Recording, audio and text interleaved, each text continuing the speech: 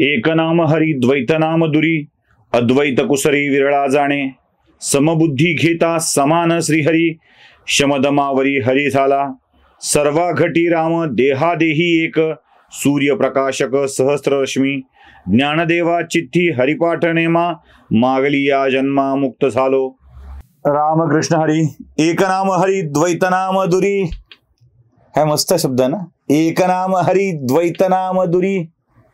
नाम आणि नामी, नाव ज्याचं घ्यायचंय तो आणि जो त्याचं नाव घेतोय तो एकच आहेत. आणि द्वैत नाम दुरी. नाम म्हणजे हरी आणि द्वैत म्हणजे दुरावा. इतकं सोपं आहे. अद्वैत कुसरी विरळा जाणे. या द्वैतातला मी आणि तू वेगळा आहे हा भावच मुळी काढून टाकला पाहिजे. असं केलं. हा एकत्वाचा सिद्धांत आहे बरं का, माऊलींनी सांगितलेला हा एकत्वाचा सिद्धांत. नाम आणि नामी हे एकत्व आहे, एक तत्व आहे, वेगळेपणा नाही आहे. सकल विश्वामध्ये एकच हरी भरलेला आहे. तुझ्यात तोच आहे, माझ्यात तोच आहे. त्यामुळे त्याचं नाव श्रेष्ठ आहे. याच नावाचा आदर करा आणि विश्वातील द्वैत हरी आणि मी कोणीतरी वेगळा आहे हे द्वैत दूर करा. यातच तुमचं सौख्य सामावलेलं आहे. जो एकतत्व नाम गृहीत धरतो, एक नाम हरी द्वैत दुरी, द्वैत नाम दुरी, हे ज्याच्या लक्षात राहतं त्याला सगळी सुख मिळतात. अन्यथा देवाकडं जाऊन देवाला काहीतरी मागावं, काहीतरी घ्यावं असं नसतं. त्याचा अनुभव घ्यावा लागतो. रामकृष्ण परमहंस आपल्या एका चर्चेमध्ये खूप छान गोष्ट सांगतात. ते म्हणाले, भक्ती कशी समजावी? पुस्तकं वाचून ज्ञान घेऊन भक्ती समजेल?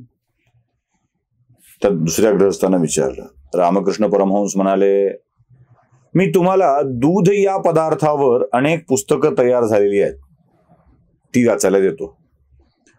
किंवा दुधाची चव कळायची असेल तर तुम्ही एक काम करा, तुमच्या छान निबंध लिहिणाऱ्या मुलांना दुधावर निबंध लिहायला सांगा.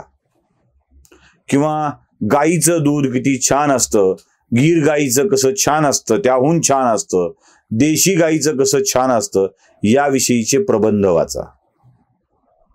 पुस्तकावर पुस्तकं वाचली तर दुधाची चव कळेल का? नाही कळणार. पुस्तकं वाचून दुधाची चव कळत नसते. गुळ बघून, गुळाचा अभ्यास करून गुळाची चव येत नाही.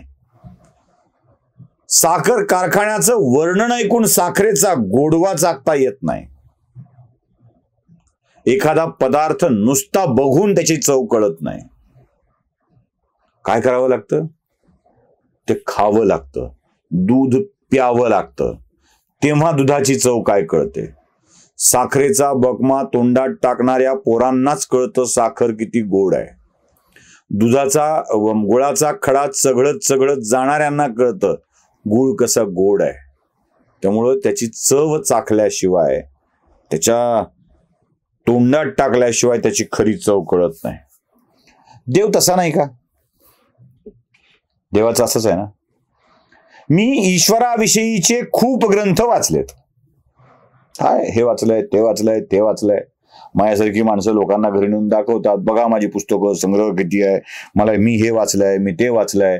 एवढंच नाही तर आम्ही ऐकतो सुद्धा. आम्ही हे महाराज ऐकतो, आम्ही ते महाराज ऐकतो, आम्ही ते ऐकलंय. देव कळेल? देव कळेल असा पुस्तकात वाचलेला देव समजेल? साधूंच्या कीर्तनातून ऐकलेला देव समजेल? वाचलेला, ऐकलेला देव नेमका कसा असतो हे कळेल? मग तो कळायचं असेल तर काय करायला पाहिजे? काय करायला पाहिजे? अंतःकरणातून त्याला अडवलं पाहिजे.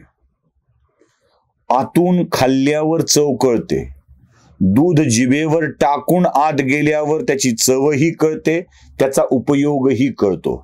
भूकही भागते.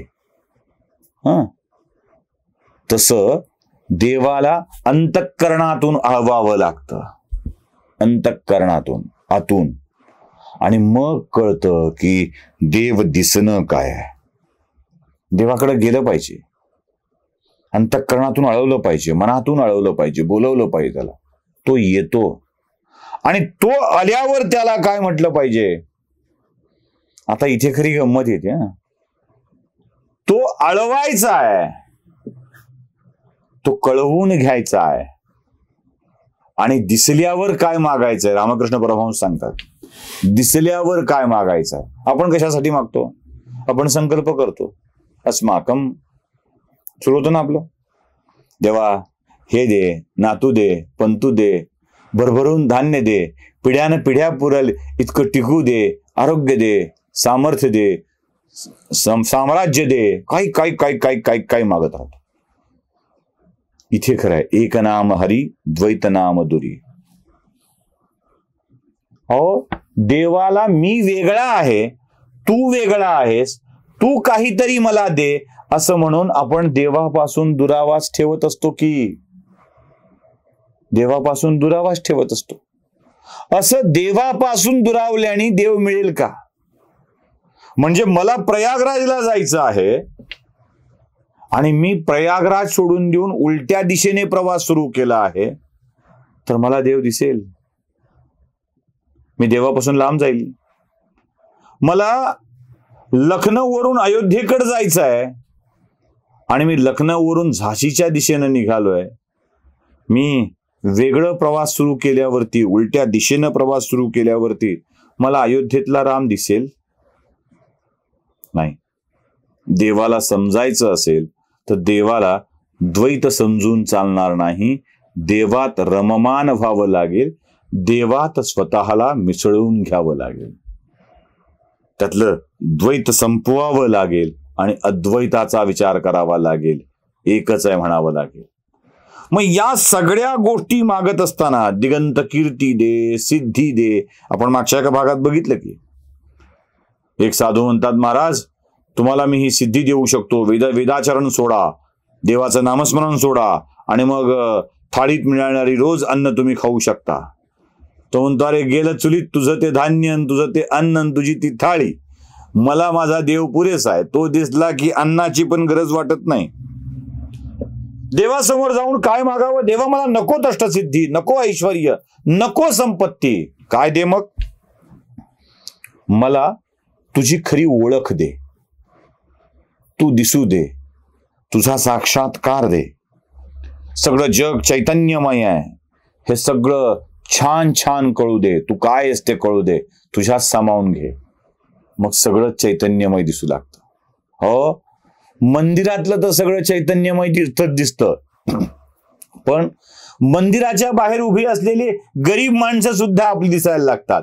बदमाश सुद्धा चैतन्यरूपी ईश्वराचा अंश दिसायला लागतो. हा दृष्टीतला बदल आपल्या घडत असतो.